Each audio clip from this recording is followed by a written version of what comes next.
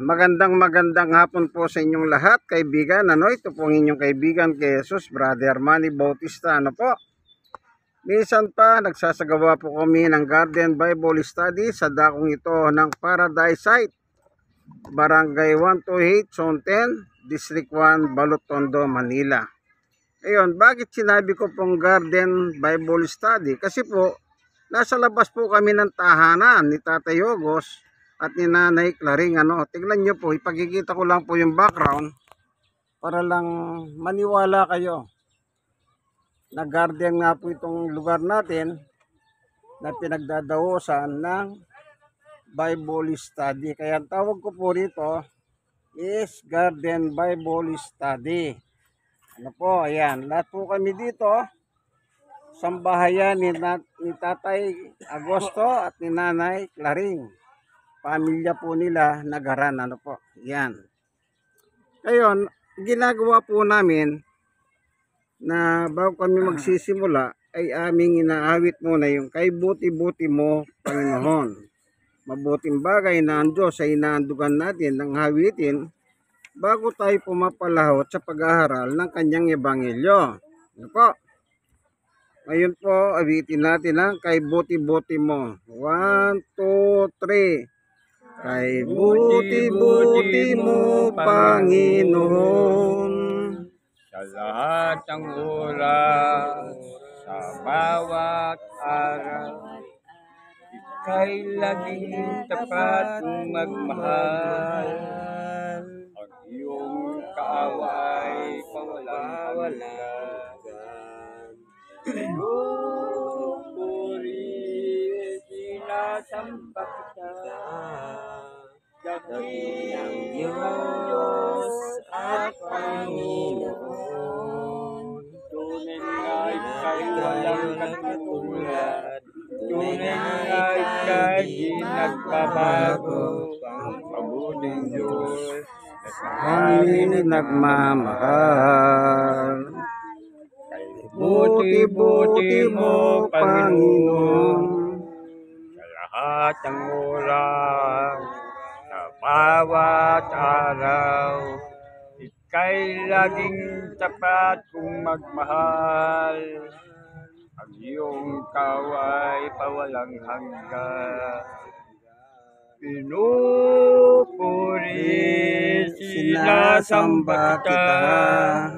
Dakilang Diyos at Panginoon, tunay nga ika'y walang katulad, tunay nga ika'y di nagbabago, mabuti ang Diyos sa amin Mabuti ang Diyos na sa amin nagmamahal. Purihin ang Panginoon, God is good.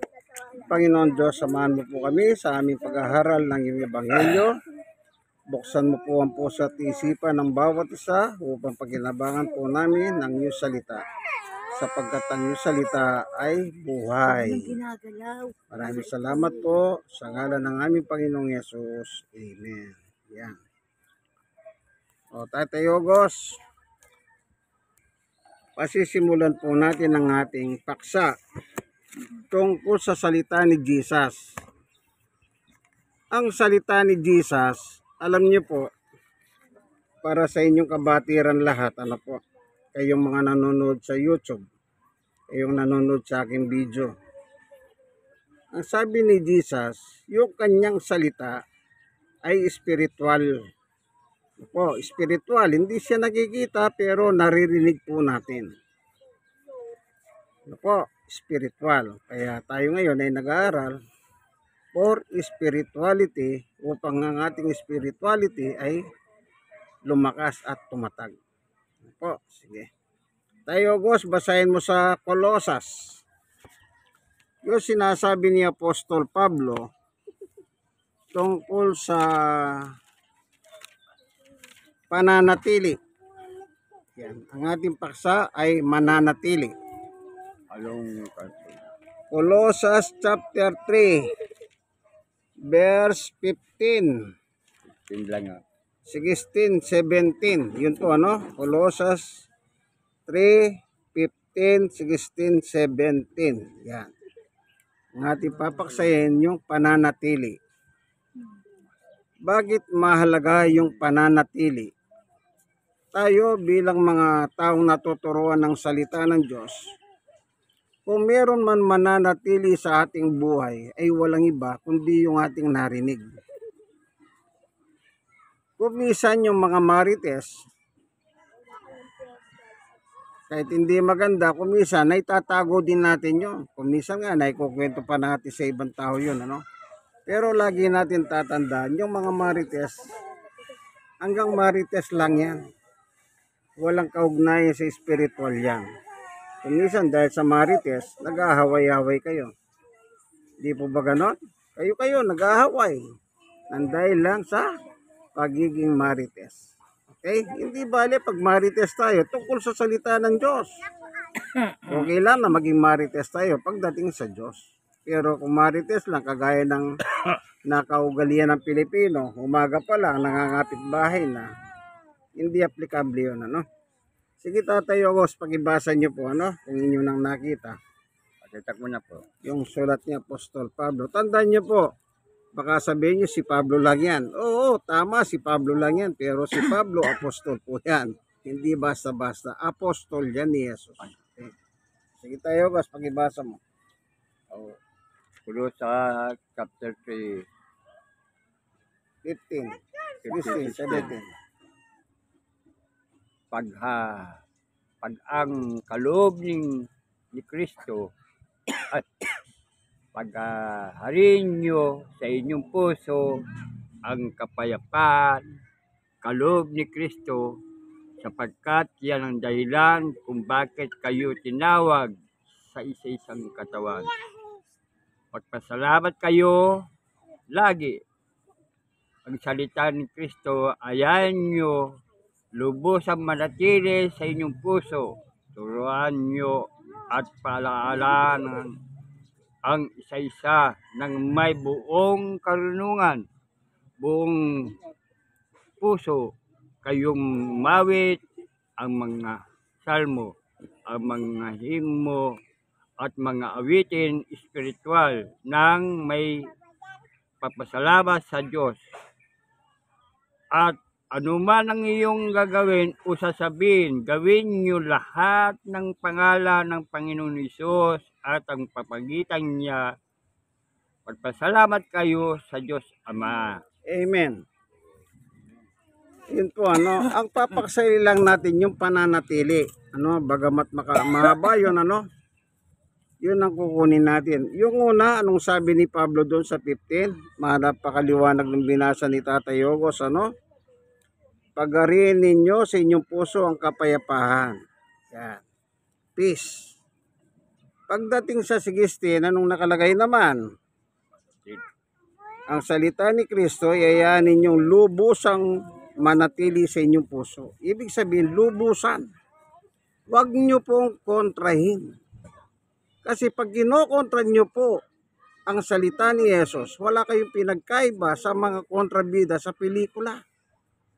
Sa pelikula po, yung kontrabida, binubugbog ng bida Ang bida po sa Biblia, ang Diyos sa pamamagitan ni Jesus. Hindi naman po tayo bubugbugin ni Jesus kahit kontrahin natin siya. Ang Diyos, hindi rin tayo bubugbugin kahit kontrahin natin ang salita niya. Pero hindi lang po ninyo magugustuhan ang ginagawa ninyo pag kinukontra nyo siya. Kaya po ginawang impyerno Doon sa mga kontrabida, doon po sila bubugbugin sa impyerno. Yang masakit, pag nasa impyerno ka, hindi ka naman may lilipat sa langit. O kagaya ng ibang reliyon, sabi nila, malilipat ka.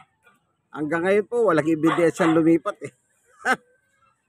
kaya false promise po yun, yung sinasabi nilang may lilipat ka raw sa langit pag nasa impyerno ka. Okay, balik tayo. Ang sinabi ni Pablo, lubusan nyo pong yung salita ni Jesus, manatili sa inyong puso. Kapag nananatili ang salita ni Jesus sa iyong puso, meron kang kapayapaan. Tignan nyo po sa panahon natin, napakahirap ng buhay. Ako naalala ko po nung araw. Ewan ko si Tatay Yogos. So, tatanungin natin si Tatay Yogos kasi veterano na ito, no? O, tsaka si Nanay Claring. Tatay Yogos, noong bang kabataan mo, magkano ang isang kaban ng bigas? Ay, mura pa lang yun. O mga magkano? Ewan ko lang kung magkano yung salpi, mura pa lang eh. O, yan. Yung galunggong, mura pa yung sardinas, mga kwan din. O, mura kita pa. nyo po, no?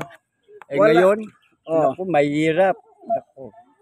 Nakita yung galunggong, magkano ngayon? 50, isang kilo. Ay, kalahati, isang dana. Ay, yung isang kaban ngayon, mahal. Oo. 2,000 na. 2,000 mahigit. Kalahati. O, kita nyo po, kahirapan ng buhay ngayon, ano? Ang maganda po yung Ang tao, pagbulat ng mata, anong nasa isip niya? Ano kaya ang kakainin namin ngayon? Kumakain pa lang ng almusal, ano nasa isip na naman ng tao? Ano kaya ang tanghalian namin? Hindi pa natunawan, tanghalian na naman ang nasa utak. Pag nananangali, ano kaya ang merienda? Ano kaya ang hapunan? Lahat ng yan nagbibigay ng kabalisahan sa buhay natin. Kasi pag hindi tayo kumain, hindi tayo makakausap ng matino para tayong bangag. Di po ba? Nasubukan nyo na bang hindi kumain? Nakakausap ba kayong matino? Hindi ba mukha kayong bangag? Adik. Di ba ganyan yung reaksyon dahil hindi kayo makakain? Lahat ng yan nagbibigay ng kabalisahan sa atin. Ngayon, tandaan niya lang po yung sinabi ni Pablo, panatilihin yung lubusan sa inyong puso, salita ni Jesus. Then, ang gagawin ni Jesus, bibigyan kayo ng kapayapahan. Paano yung kapayapahan? Mahirap ang buhay, pero pag binigyan ka kapayapaan ni Jesus, hindi mo maramdaman yung bigat ng buhay. 11:28 ng Mateo. Tayo, Gos, basahin mo nga nung ibibigay ni Jesus. Kapag may dala kang kabigatan sa iyong pamumuhay, sino bang hindi nagdadala ng kabigatan araw-araw?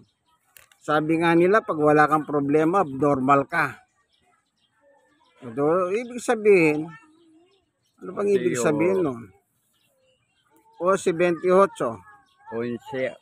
Opo, Mateo 28. Pag wala ka daw problema, Yun lang po. abnormal. So, pag may problema ka, paano ba yun? Hindi ko abnormal ka daw pag wala kang problema. Walang problema, abnormal. Maklase, di ba? Wala nang problema, abnormal ka pa. Yun lang po. Opo. Matthew 78. Anong ino-offer ni Jesus naman? Kung tayo nananatili sa kanyang salita. Ayan. Pagibasa mo tayo, Boss. Lumapit kayo sa akin, kayo lahat na nahihirapan at lubhang nabibigatan sa inyong pasanin, at kayo bibigyan ko ng kapanghinga. Yun lang. Ayan. Amen. Magkakaroon po tayo ng lasting peace. Sino ba ngayon ng kapayapaan? Naalala ko nung bata ako, nag-aaral ako. At sabi po, ito walang personalan nito. Sabi ng gobyerno, gusto ko kapayapaan, sabi ng gobyerno. Tinanong yung New People's Army, yung NPA, gusto namin kapayapaan. Tinanong yung mga Mindanawan, yung mga Moro, gusto namin kapayapaan. Pero bakit sila nagbabarilan? Isa lang ang goal kapayapaan. Bakit sila nagpapatayan? Di po ba?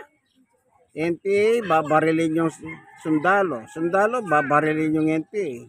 Yung Moro, babarilin yung sundalo. Yung sundalo, babarilin yung Moro. Nasaan ang kapayapaan ngayon?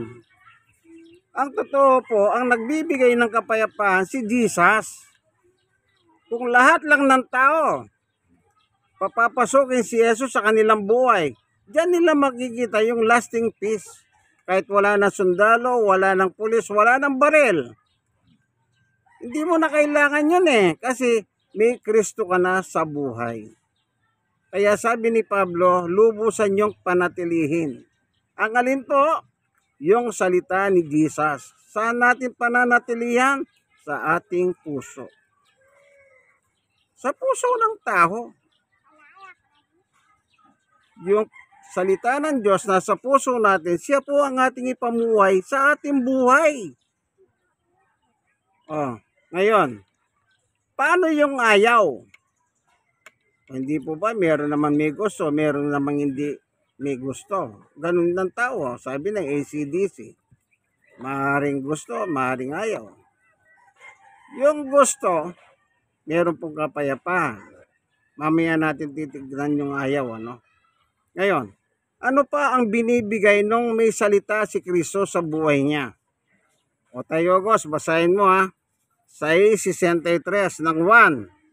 Ano naman ang sinasabi pa ng Panginoong Yesus kapag yung salita niya ay nasa iyo? Ayan. Pag nakita niyo po, pag-ibasa niyo lang, 63 ng 1. Hello po, good afternoon po. Ito pang inyong kaibigan kay Jesus, Brother Manny Bautista. Nasa programa po tayong ang kasaysayan ng hiwaga. Bakit po hiwaga? Salita ng Diyos po yan po?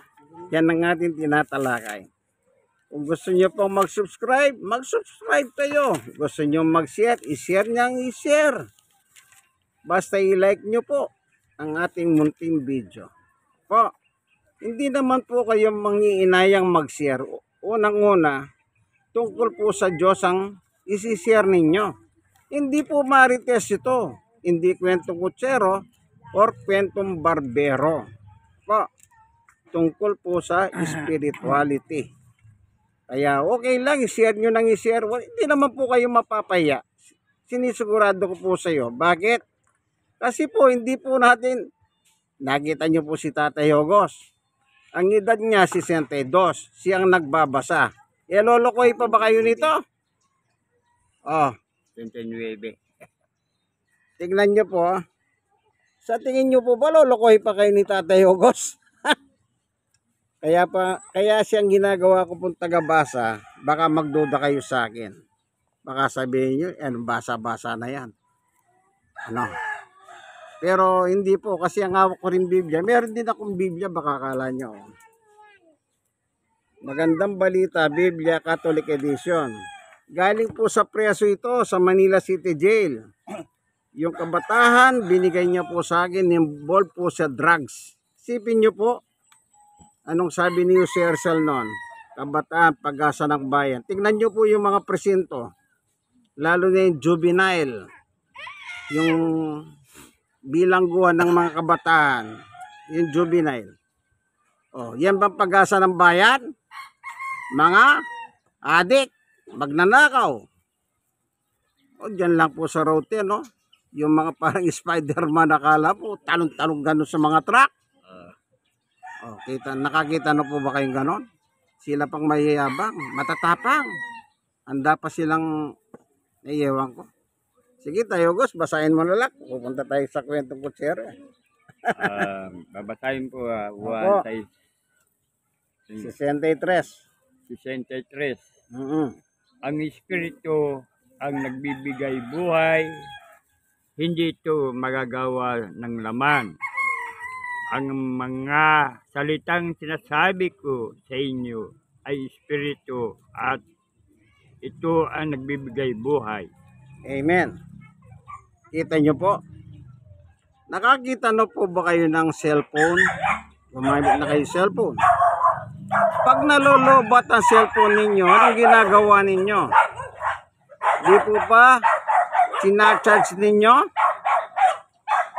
Tayo pong mga tao, di-charger din po tayo. Baka kala nyo, wala tayong pinagkaiba sa mga cellphone.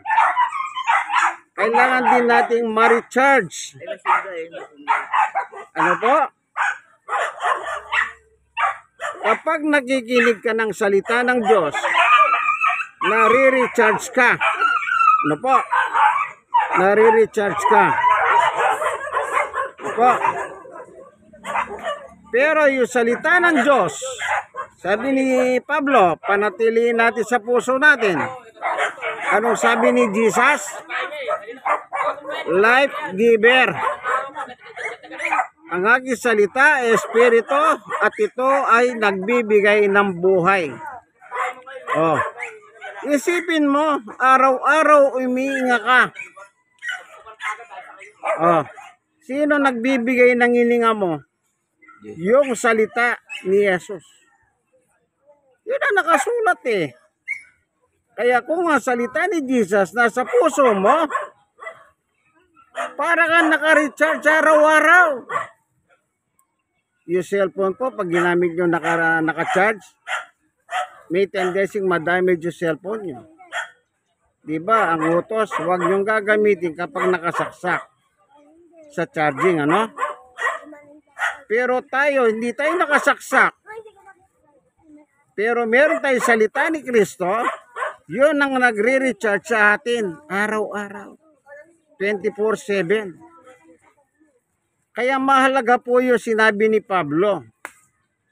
Sapagkat yung salita ni Pablo ay salita ni Jesus.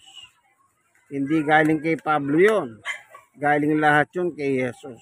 Eh baka hindi kayo maniwala na galing kay Jesus yun. O babasahin natin, ano? Tayogos, Gawa 26, 18, 17, 18 ng Gawa. Kung saan nag-uusap si Jesus sa langit, si Pablo nasa lupa. Gawa sa 26. 26. Sila'y nag-usap. Tignan nyo po ang salita ni Jesus na binanggit sa talatang ito, ano? Tungkol sa kanyang turo at aral na pinagkatiwala kay Apostol Pablo. Tandaan nyo po, ano? 26, 17, 18. Si Pablo po ay apostol ng mga hentil. Tayong mga Pilipino, nasa ilalim po tayo ng lahi ng hentil. Hindi tayo Hudyo. Ang mga Hudyo, yung mga Israelita. Ano po? Yan. Gawa 26. 17, 18. Yan. Tignan natin ang salita ng Panginoong Yesus nang sila'y mag-usap ni Apostol Pablo papuntang Damascus o sa Damasco. Ito po yung sa Middle East. Kaya si Pablo po nakapangaral sa Middle East, ano?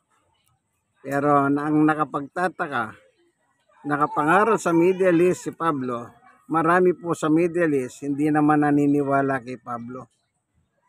Mana pa, sabi nila si Pablo isa sinungaling. Wala tayong magagawa. Yun ang gusto nila. O Damasco, hindi po ba kayo nakapunta na ng Middle East? Saan ba yung Damasco? Hindi po ba sa Middle East yan? Yan ang journey ni Pablo. Kapitulo 26, kalatang 17, saka 18. Babasahin Okay, po. simulan mo sa 16, Tatay Yogos. 6. O, simulan mo na sa 16, ano? Sige. Umayo ka. Nagpakita ako sa iyo upang itinalaga ka bilang aking lingkod at magpatutuo tungkol sa mga nakita mo ngayon at mga ipapakita ko pa sa iyo.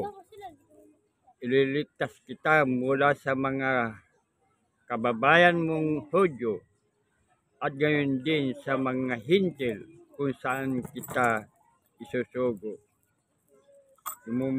Mulat mo ang kanilang mga mata, ibabalik sila sa kaluwanagan mula sa kadiliman. Ililigtas sila sa kapangyarihan ni Satanas at ibabalik sa Diyos. At ang pamagitan ng pananampalataya nila sa akin, sila'y patatawarin sa kanilang mga kasalanan at bibigyan ang lugar kasama ng mga taong tinawag banal ng Diyos. Amen. Ayun po, maliwanag oh. Ano sabi ni Jesus? Ipakikita ko. Eh di nakita. Pag sinabi bang ipakikita, may nakita, wala. Meron. So si Pablo po, saksi siya. Living witness about Jesus. So yung salita ni Pablo, hindi po sa kanya nang galing yun. Galing mismo kay Jesus. Kasi tinalaga po siyang apostol eh. Po, ito yung journey ni Pablo sa Damasco na kung saan meron siyang authority upang hanapin yung mga Kristiyano at gawan ng masama. Okay? Ngayon, tuloy tayo. Sabi ni Pablo, panatilihin ninyo ng lubusan sa inyong puso salita ni Jesus. Punta tayo sa kabilang side. Sa kabilang side. Kanina sabi ko, paano naman yung ayaw? Yung ayaw, yung matigas ang dibdib. Siguro, akala nila Superman sila. Kailan nangyayari po na dapat papasukin ang salita ni Jesus sa buhay ng tao? Oh, tayo, Gos. Pahayag. Ano na kasi yan? 3:20. Pagibasa po, pahayag 3:20. Anong sabi ni Jesus?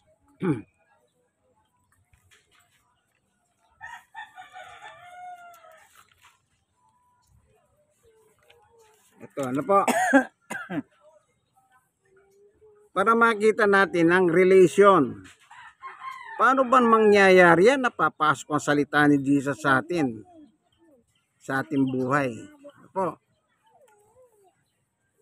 Tignan natin si Jesus mismo. Yung kanyang salita. Ano po? Oh. Tayo, Gos, pag nakita mo, pag-ibasa mo, ano? Yan. Tignan mo, nakatayo ako at kumakatok sa pintuan.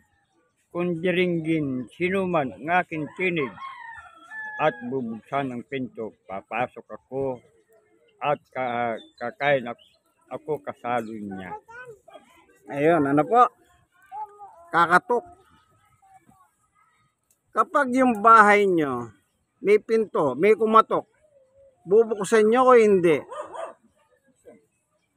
Yan, bubuksan, siyempre kumakatok eh. Yung iba, hindi ganun kadali. Lalo na ngayong panahon natin, meron silang nilalagay sa pintuan. Pag may kumakatok, sisilipin nila yung pintuan, yung lente. Titignan muna nila kung sino yun. Baka Bombay yun. Yung naniningil ng utang. Nakaranas na ba kayo? Nang kumakatok, walang tao. Wala daw tao pero may sumasagot sa loob. Nakita Bombay. Hindi po ba ganon? Kumisan, binubusisyan mo pa. Iniisip mo, hindi ko kilala ito. Hindi mo siya pagbubuksan. Ano po? Naninigurado kasi ang tao. Sabi ni Jesus, kumakatok ako. Kung bubuksan mo ang pinto mo kay Jesus, ang pinto ng tao yung puso. Kasi doon po maghahari ang Panginoon. Doon po siya papasok. Ibig sabihin, maghahari siya sa buhay mo. Ano po? Kung matigas ang dibdib mo, hindi mo pagbubuksan si Jesus. O tayo, Gos, pagibasa mo naman yung 1:15. Na kung dumating ang panahon, ayaw mong buksan talagang puso mo kay Jesus. Alam niyo po, maraming ayaw. Ayaw buksan ang puso kay Jesus. Alam niyo po ba nung kadahilan? Pangarap sa buhay. Kaya yung iba, yung pangarap nila, yun ang inuuna nila. Kaya po, napakahirap papasukin si Jesus sa buhay nila. Alam niyo po ba nung dahilan bakit tayo nilang papasukin si Jesus? Isa lang. Maraming bawal. Marami daw bawal. Nung araw may tanong sa akin. Sabi niya sa akin ang hirap naman sa inyo. Ang daming bawal. Sagot ko sa kanya, walang bawal. Nagulat yung nagtanong sa akin eh. Sinabi kong walang bawal. Ang nagbabawal ang Diyos, hindi ako. Oh, naintindihan mo na kako. Kaya walang bawal. Pero ang Diyos, pag pinagbawalan ka, magpabawal ka. Tayo, Gos, nakita mo na ba? Opo. 1, 15, 6, 7, 8. Yan. 6, 6, 7, 8. Tignan naman natin yung matigas ang dibdib. Siguro akala niya asero ang dibdib niya kahit bugbugin. Yung bumubugbog ang nasasaktan. Kasi asero eh. Tignan na nga natin sabi ni Jesus do sa mga alam nyo, sa totoo lang, kahit anong tigas mo, pagdating ng araw, sa Diyos ka rin lumalapit eh.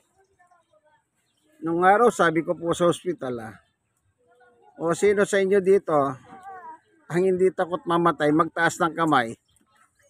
Wala nagtataas, lahat takot sa mamatay. Bakit? Nasa ospital ka eh. babasahin. Sige, pag-ibasa niyo po. Ang hindi nanatili sa akin gaya ng sanga ay tinatapon at natutuyo. Ang ganun mga sanga ay tinitipon, inaagis sa apoy at nasusunog. Kung manatili kayo sa akin at nanatili sa inyong akin mga salita, hingin nyo ang anumang nais ninyo at matutupad yun para sa inyo. Napapangarangalan ng aking Ama kung kayo'y masaganang nagmumunga at sa ngayon kayo'y magiging mga alagad ko. Amen. Ano po? Anong sabi ni Jesus? Iwalay sa akin, wala kang magagawa. Ano yung iwalay sa akin? Doon sumunod na talata, sabi niya, kailangan manatili ang aking salita sa iyo. Pag hindi manatili ang aking salita sa iyo, ang sabi niya, ito, ikot lang natin, nakikita niyo po ba yung mga puno na yan? Ayan, mga puno na yan. Subukin niyong putulin ng isang sanga. Kung anong mangyayari sa sanga. Yung sanga, pag nakadugtong sa puno, ano man ang nakukuha ng ugat ng puno, sa lupa, nutrient, yung sanga nakikinabang. Pero pag pinutol mo yung sanga, anong makikita nyo po sa sanga na pinutol? Matutuyo. Hindi po ba yung ginagatong na kahoy, pinangluluto, pinuputol ng mga sanga? Hindi po ba ganon? Yun ang sabi ni Jesus. Pag ayaw mo sa aking salita, gaya ka ng isang sanga, putol, tapon, patutuyin, itatapon ka daw sa apoy ng impyerno. Hindi ba nakakatakot yan? So, anong gagawin mo? Di tanggapin mo na yung salita ni Jesus, panatiliin mo sa puso mo. Kasi, lagi ko po sinasabi ito, hindi po tayo obra kay Jesus. Si Satanas nga hindi umubra eh. Doon sa Mateo chapter 4 at saka Lucas chapter 4, na kung saan nagipag-enkwentro sa kay Jesus. Anong sabi ni Jesus? Satanas, sumunod ka sa Diyos. Sumunod po ba si Satanas? Lumayas. Kayo po ba lalayas kayo? Kapag pinapapasok ni Jesus ang kanyang salita sa inyo. Sige lang, gawin nyo. Yung apoy ng impyerno, lumalagablab, nag-iintay sa iyo. Ngayon, anong mangyayari sa iyo? Yung langit at saka impyerno, parehong everlasting yan. Walang hanggan. Kanya lang, yung langit, paraiso. Yung impyerno, apoy. Nakakita na ba kayong umapoy na bahay na nasusunog? Di ba? Lumalapit ka lang, nararamdaman mo na yung init. Kung kaya ikaw higatong doon, baka makaisang aray ka lang, hindi ka na makaharay ng pangalawa. Bakit? Tostado ka. Anong sabi ni Jesus? Yung ayaw sa akin. Yung ayaw sa akin, maliwanag. Wala kang magagawa. Tingnan naman natin yung surat ni Pablo. Tayo gos, Efeso chapter 2 verse 12. Ano naman ang sinabi ni Apostol Pablo sa mga matitigas ang dibdib? Akala mo, mala Superman, o kung ano man superhero. Tingnan natin naman si Apostol Pablo kung ano ang kanyang pahayag. Si Jesus sa puwing ng impyerno, sinabi niya, do sa 1, binasa ni Tatay Ogos, para kang sanga, pinutol. Tatapong kita sa apoy, sabi ni Jesus. Chapter 2, verse 12. Opo, Efeso. Tingnan naman natin si Apostol Pablo, kung ano sinabi naman niya do sa mga matitigas ang dibdib. Babasahin po. Opo. Noon, panahon yun, hiwalay kayo kay Kristo, hindi kabilang sa bayan ng Israel at hindi saklaw ng tipan na nababatay sa mga pangako ng Diyos. Noon, nabubuhay kayo sa mundo ng walang pag-asa at walang Diyos. Ayun. Walang pag-asa, walang Diyos. Para kang living dead. Nabubuhay ka sa lupa, wala kang pag-asa, wala kang Diyos. Bakit? Wala kang tipan ng pangako eh. Ang pangako doon sa mga tao, ang salita ni Jesus ay nasa puso nila. Yung ayaw mo, yun, sa impyerno ka pagkamatay mo. Ngayon, hindi ka may impyerno ngayon. Pero pagkamatay mo, sigurado, doon kayo lalagay mismo ng Panginoong Yesus. Tinanggihan mo siya, siya magtatapon sa iyo sa impyerno. Kasi po si Jesus pinadala ng Diyos upang iligtas tayo, hindi upang mapahamak sa impyerno. Hindi tayo parurusahan. Hindi naman marusa ang Diyos. Tandaan niyo po yan. Ang Diyos ay mabait. Ang Diyos ay pag-ibig. Panghuli. Tayo Ogos, tignan nga natin na mamarusa ba ang Diyos? Sa 1, ano na kasi? 3:17. Yan, tignan lang natin ano? O 18. Kung ang Diyos ba ay namamarusa sa mga taong buhay. Kasi nung araw po, meron akong nakausap.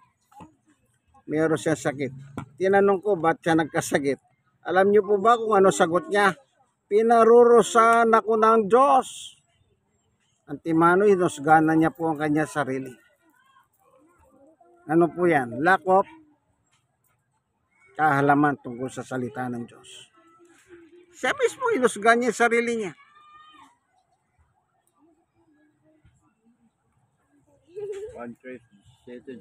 daw. Apo. Basahin po. Sige tayo, Gos. Pakibasa mo lang, ano? Malakas.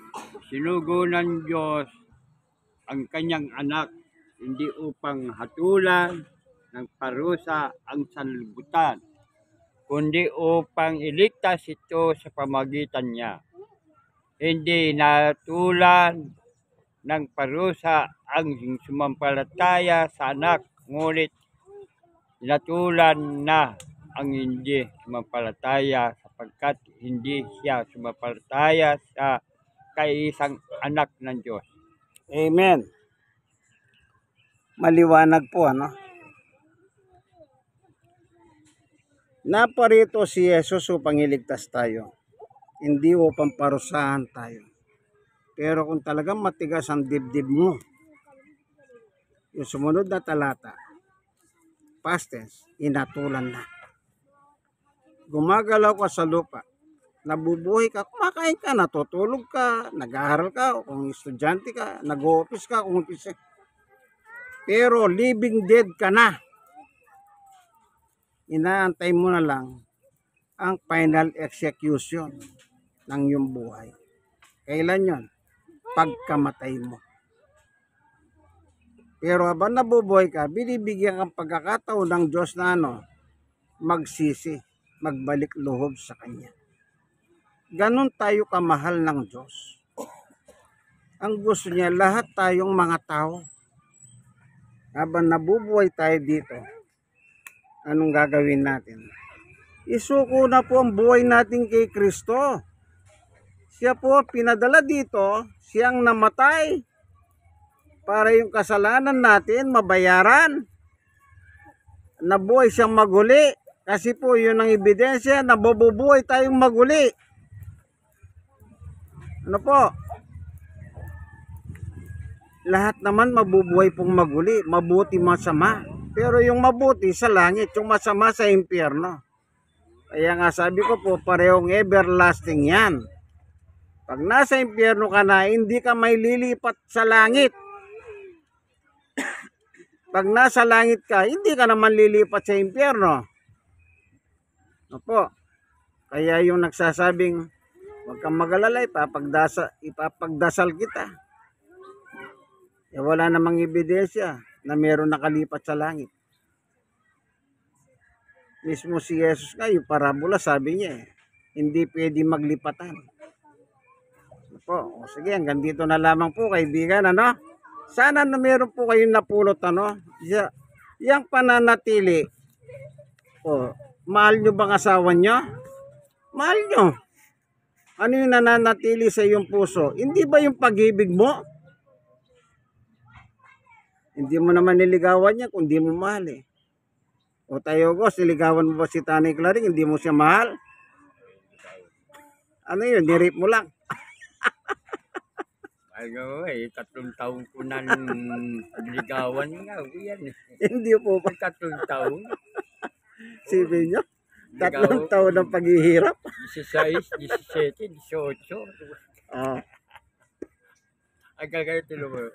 Yun po yun na nananatili sa puso natin. Yung pag-ibig natin sa ating mga asawa. Si Jesus po parang asawa po yan. Parang asawa. Baka sabihin nyo, bakla. Hindi po. Parang lang ako. Okay? Sa Biblia. Meron pong ganyan sa Biblia. Pero next time na lang natin papaksahin nyo. Nahaba na tayong masyado eh. Po. Lagi nyo tatandahan, ano man ang reliyon ninyo. Hindi pinag-uusapan ng reliyon dito. Kasi po, wala naman sinabing reliyon si Jesus eh. Pag meron sinabi at sinabi yung pangalan ng reliyon, maniwala kayo kay Jesus. Pero pag wala sinasabi, isang tabi nyo po yung reliyon ninyo. Hindi natin kailangan yan. Kaya wala pong personalan dito. Nag-aaral lamang tayo ng Biblia. Apo. Kaibigan, minsan pa, i-share nyo po ang video ito. Malay ninyo, yung mga masisira ninyo, magliliwanag sa kanilang puso ang yung salita ng Diyos. Sapagkat ang salita ng Diyos ay liwanag. Tanglaw sa ating harapan, sa ating paglalakad. At sabi po sa 119.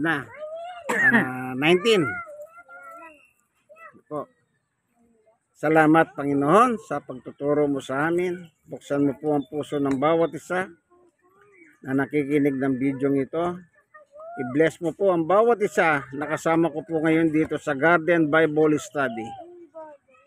Ano man po dumating sa kanilang buhay, Panginoon Diyos, tanging ikaw, lamang ang nakakahalam. Wag mo po silang pabayahan ang kanilang bawat pamilya. Bigyan mo po silang mapayapang buhay, maimbing na tulog mamayang gabi, at gisingin mo po sila sa araw ng bukas, taglay ang panibagong buhay at lakas nagmula sa iyo. Maraming salamat po, Panginoon Diyos, ang kanilang mga bahay, tinitirahan, nilayo mo sa pagkasira, kasi po panahon ng sunog ngayon. Hallelujah.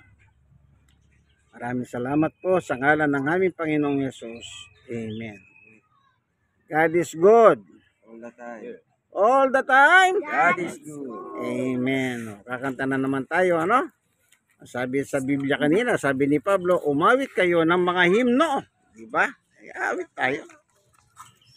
Awitin po natin ngayon, Diyos ay pag-ibig.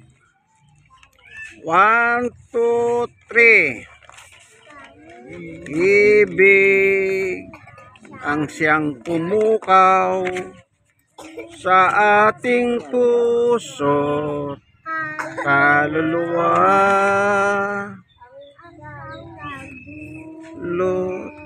At siyang nagduli sa ating buhay ng gintong aral at pag-asa. Pag-ibig ang siyang buklod natin, di mapapawi kailan pa man sa pusong diwa. Tayo'y isa lamang kahit na tayo'y magkawalan.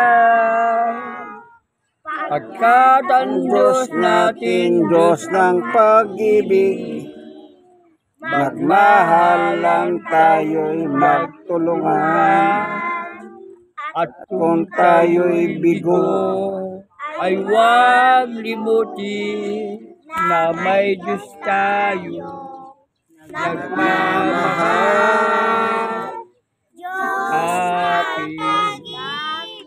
Ating pagsuyo, ating ikalat sa buong mundo.